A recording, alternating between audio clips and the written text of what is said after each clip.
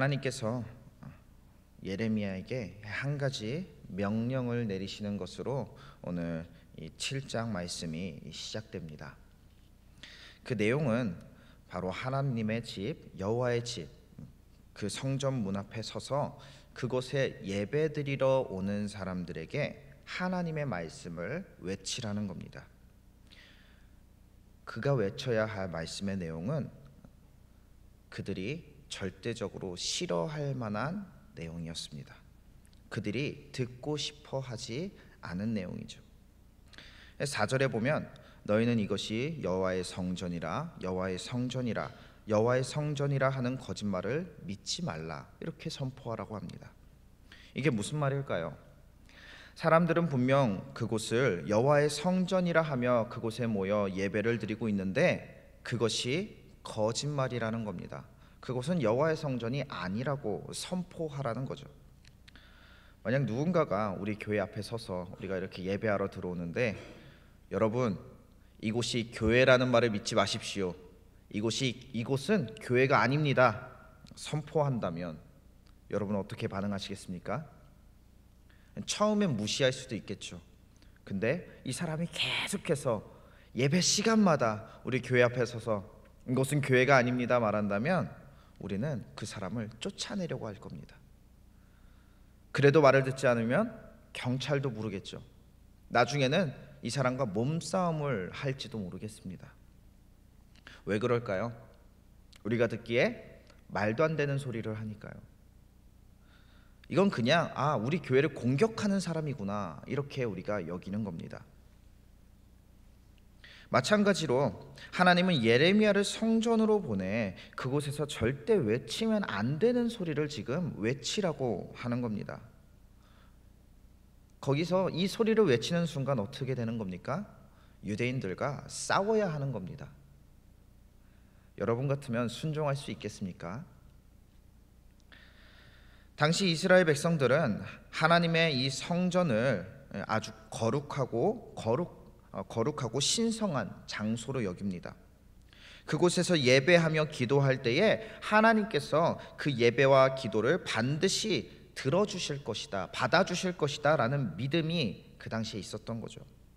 또한 그런 하나님의 집이 자기의 나라 이 한가운데 있다는 것은 곧 하나님께서 이 나라, 우리나라와 함께 하시며 자기 백성들을 보호하여 주신다는 의미가 담겨 있기에 성전은 절대로 건드려선 안 되는 성역이 되어 있었습니다.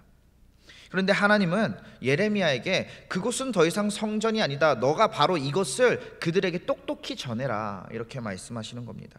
왜냐하면 하나님의 성전은 그저 장소의 개념이 아니기 때문이죠. 백성들은 그저 그 장소에서 예배를 드리면 하나님께서 언제든지 자신들의 기도를 들어주실 것이라 생각했지만, 하나님은 길과 행위를 바르게 하지 않는 이 백성들이 드리는 예배는 받으시지도 않으시고, 그런 사람들이 성전에 온다고 해서 그들과 함께 해주시는 것도 아니기에 도둑질하며 살인하며 간음하며 거짓 맹세하며 바알에게 분향하며 다른 신들을 따르는 그런 그들이 들어가는 이 성전에 이제 하나님은 더 이상 오지 않을 것이다. 하나님이 이 성전에 거하실 수 없으니 이 성전은 성전이 아니라 그냥 건물일 뿐이다, 이렇게 외치게 하시는 겁니다. 사람의 행위보다는 그 사람의 중심을 보시는 그 하나님이시기에 하나님께로부터 마음이 떠나 온갖 죄악을 일삼는 이 유다 백성들의 예배는 그들이 아무리 경건하고 아무리 거룩하게 이 예배를 지킨다 하더라도 절대 하나님이 받으실 수 없는 예배가 될 뿐이라는 거죠. 그리고 그런 악한 삶 속에서 그들은 오늘도 내가 예배드렸으니 나는 구원받을 만한 사람이야, 이렇게 여기는 그들의 모습을 보며 하나님은 가증하다 말합니다. 가증하다. 너희의 삶이 그런데 예배 한 번 드린다고 네가 구원받을 만한 사람이냐? 가증하다. 오늘날 이 하나님의 성전은 어디입니까? 이 교회일까요? 비록 우리가 이 교회를 성전이라고 부르긴 하지만 엄밀한 의미에서 성전은 더 이상 건물을 의미하지 않습니다. 하나님의 성전은 어떤 건물이 아니라 바로 여러분 한 사람 한 사람, 하나님께서 친히 임재하시고 거하시는 여러분 한 사람 한 사람이 모두 성전입니다. 그런데 여러분은 그 거룩한 성전, 하나님이 거하시는 그 성전을 어떻게 관리하고 계신가요? 어느 날 하나님께서 찾아오셔서 너는 성전이 아니다, 나는 네 안에 도저히 거할 수가 없다 말씀하신다면 어떻게 하실 건가요? 거룩하고 청결하게 관리해도 모자른 이 성전을 세상의 악한 것들과 더러운 것들로 우리가 계속해서 채워낸다면 하나님께서 도대체 어떻게 우리 안에 거하실 수 있겠습니까? 그러므로 우리는 늘 마음을 청결하게 유지하며 하나님께서 거하실 처소로 나를 가꿔 나가야 합니다. 그것을 위해서 매일 기도하고 매일 회개하고 매일 말씀을 읽고 매일 사랑의 실천을 행하며 어떻게 하면 하나님께서 오늘 내 안에 거하시는 것이 불편하지 않으실까 계속해서 점검하는 시간을 우리가 가져야 한다는 것이죠. 16절 말씀을 한번 보면 그런즉 너는 이 백성을 위하여 기도하지 말라, 그들을 위하여 부르짖어 구하지 말라, 내게 간구하지 말라, 내가 내게서 듣지 아니하리라 외치십니다. 하나님은 이제 예레미야에게 더 이상 그 백성을 위해, 이스라엘을 위해 더 이상 기도하지 말라 말씀합니다. 아무리 외쳐도 자신들의 귀를 막고 하나님의 외치는 소리를 듣지 아니하는 이 백성들을 위해서는 네가 어떤 중보기도를 해도 내가 도저히 들을 수가 없다, 이 말씀을 하는 거죠. 애초에 들을 기가 없어 악한 자들에게 귀를 막고 여전히 자신을 변화시키지 않는 백성들에게는 심판만이 남아 있다라는 겁니다. 그런데 하나님은, 우리가 잘 알듯이 하나님은 아무런 경고도 없이 벌만 주시는 하나님이 아닙니다. 성경 말씀만 보더라도 하나님은 이 악한 세상에서 범죄하며 살아가는 우리들에게 계속해서 반복해서 외치고 계십니다. 자연의 섭리를 통하여 외치시고 선지자들을 불러 그들을 세워 외치게 하시고 말씀을 통해 외치시고, 그것도 안 되면 그 개개인의 삶에 직접 개입하셔서 여러 현상들을 보여주시며 외치십니다. 회개하라, 회개하라. 하나님께서 그렇게 간절하게 우리에게 경고하며 외치시는 이유는 우리를 벌하고 싶지 않기 때문입니다. 심판하고 싶지 않기 때문입니다.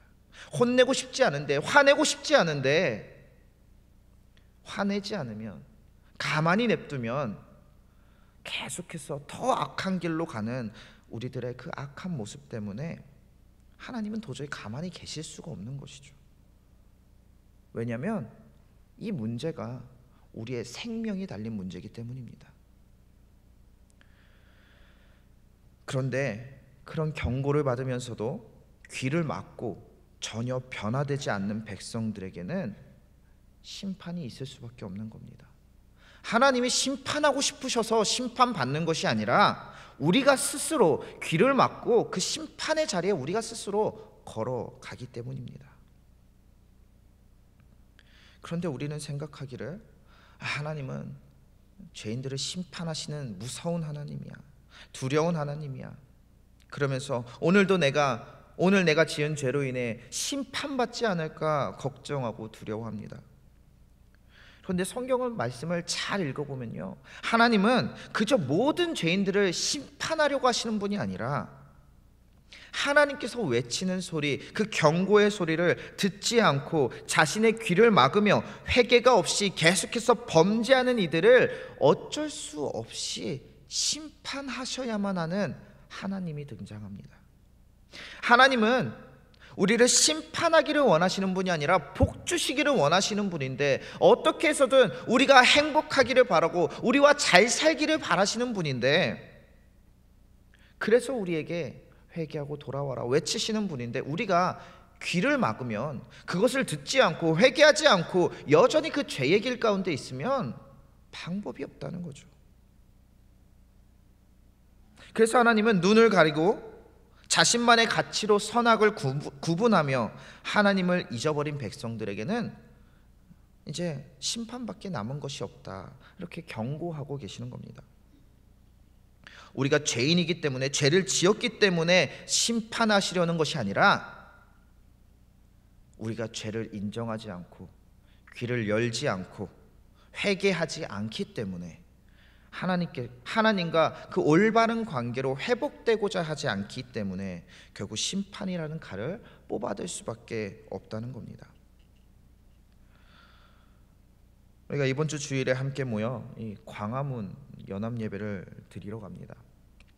사정에 따라 오시는 분도 있고 못 오시는 분도 있고, 또 교회에서 이렇게 실시간으로 예배를 드리시는 분도 있을 것인데, 우리가 그렇게 모여서 예배를 드리는 목적은 지금 이 상황이 우리로 하여금, 교회로 하여금 하나님의 말씀을 선포하지 못하게 만들기 때문입니다. 죄를 죄라고 선포하지 못하게 만들기 때문이죠. 하나님과 하나님의 백성들과 교회를 죽이려고 하는 악법이라고 우리가 지금 판단하고 있기 때문입니다. 그래서 목소리를 내려고 하는 것이죠. 어떤 사람들은 한국교회의 이런 움직임에 대해서 이렇게 비판합니다.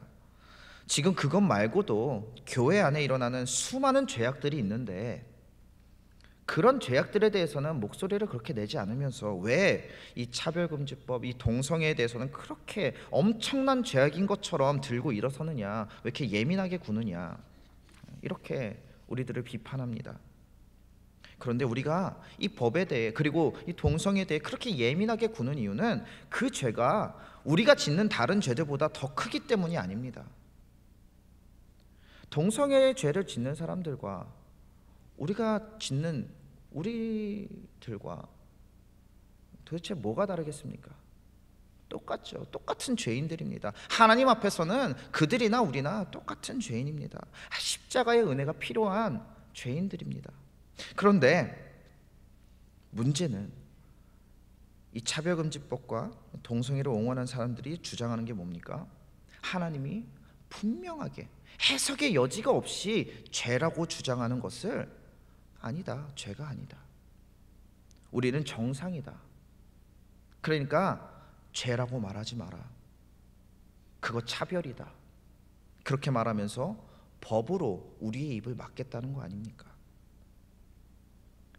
우리는 하나님의 말씀에 따라 죄를 죄라고 선포하며 그들이 죄에서 벗어날 수 있도록, 우리가 죄에서 벗어날 수 있도록 도와주는 하나님의 그 스피커의 역할을 해야 되는데, 그들은 지금 자신들의 귀를 막는 것을 넘어서 우리의 입까지, 하나님의 입까지 막으려고 하는 겁니다. 그들 스스로 죄인이 아니라고 말하면서 성정체성, 나름대로의 성정체성을 갖는 것에 대해 누가 막겠습니까? 그것까지. 그럼 그들은 그냥 세상에 있는 수많은 죄인들 중 그냥 한 사람이 되는 겁니다. 그걸 가지고 우리가 그들과 동성애를 선택했다는 이유로, 다른 성을 선택했다는 이유로 우리가 그들과 싸울 이유는 없는 거죠, 사실. 그런데 우리의 현실은 그저 하나님의 말씀에 따라 그들의 그런 죄악에 대해서 회개해야 한다고 선포하는 것 자체가 지금 막히는 상황이 오는 겁니다. 그걸 차별이라고 하며 죄를 죄라고 말하지 못하게 우리의 입을 막으려고 하는 거죠. 그럼 무슨 일이 벌어질까요? 우리 세대까지는 이 죄를 죄라고 생각하며 인지하며 살 수 있을지 몰라도 우리 다음 세대, 우리 자녀들은 더 이상 이것을 죄라고 여기지 않게 되는 겁니다. 죄인 줄도 모르고 죄를 지으며 살아가게 되는 겁니다. 어느 날 하나님의 말씀이 그들 앞에 선포되었을 때 그들이 어떻게 행동할까요? 내가 무슨 죄를 지었는데요? 이게 왜 죄인데요? 하나님 앞에서 회개하기보다 자신의 귀를 막고 하나님께 따지고 들겠죠. 회개할 기회 자체를 박탈당하게 되는 겁니다. 그래서 함께 목소리를 내자고 모여서 예배하는 거 아닙니까? 이런 악한 일이 이 땅에 벌어지지 않게 해달라고 기도하는 겁니다. 예수님께서 공생애를 시작하실 때 가장 먼저 선포한 말씀이 회개하라, 회개하라, 천국이 가까웠느니라, 이거였습니다. 천국이 우리에게 임할 것인데 이 천국은 오직 회개하는 자들에게만 주어지는 것이기 때문입니다. 그런데 회개는 먼저 하나님 앞에서 내가 어떤 죄인인지 인정하는 데서부터 시작됩니다. 내가 지은 죄가 나를 지옥으로 이끌고 있다는 사실을 깨닫는 데서부터 시작하는 게 회개라는 것이죠. 그래서 죄를 미워하며 벗어나기로 결단하는 것이 회개인데, 그 회개를 할 때 예수님께서 비로소 우리의 모든 죄를 덮어주시며 그 하나님의 나라를 기업으로 주시겠다 약속하시는 것인데, 우리가 귀를 막아버리면 방법이 없는 겁니다. 입이 막히면 방법이 없는 겁니다. 이스라엘 백성들이 심판을 받아야만 했던 이유는 하나님께서 그들에게 죄악을 보여주시며 너 이런 거 잘못했어, 이거 잘못하는 거야, 이거 죄야, 회개해 라고 선포했음에도 불구하고 그들이 자신의 귀를 막으면서 나는 잘못한 것이 없습니다, 나는 죄인이 아닙니다 했기 때문에 그들이 심판을 받을 수밖에 없었던 겁니다. 도무지 회개할 생각이 없으니 남은 건 심판밖에 없었던 것이죠. 예레미야가 평생 동안 하나님의 말씀을 선포하며 적은 이 예레미야서에는 끊임없이 돌아오라, 돌아오라, 돌아오라는 말씀이 기록되어 있습니다. 그 하나님의 간곡한 메시지, 제발 좀 돌아와라, 제발 좀 너희가 지금 무슨 일을 행하고 있는지, 어디에 있는지 조금 돌아보고 나에게 좀 돌아와라, 너의 죄를 깨달아라 라는 이 말씀이 예레미야에 담겨 있는 것이죠. 우리는 하나님이 거하시는 성전이어야 합니다. 그런데 우리가 죄로 더럽혀지면 그 더럽혀진 장소를 계속해서 회개라는 도구로 청소하지 않으면, 청결하게 유지하지 않으면 하나님께서는 우리 안에 거하실 수가 없습니다. 그럼 우리는 더 이상 성전이 될 수 없는 겁니다. 그러니 바라기는 우리를 향해 외치시는 이 하나님의 간곡한 외침에 반응할 수 있기를 바랍니다. 그 음성을 듣고 우리의 숨겨져 있던 죄악을 깨달아 회개하여 나를 다시 거룩한 성전으로, 하나님이 기쁘게 거하시는 처소로 만들어 가기를 주님의 이름으로 축복합니다. 함께 기도하겠습니다. 오늘도 이 복된 날 우리가 먼저 주님의 말씀을 듣고 깨달아 변화되는 은혜로운 아침을 맞이하게 하시니 감사드립니다. 주님께서 우리를 성전으로 불러주셨으니 이제 우리가 이 성전으로서의 역할을 능히 감당해낼 수 있게 도와주시옵소서.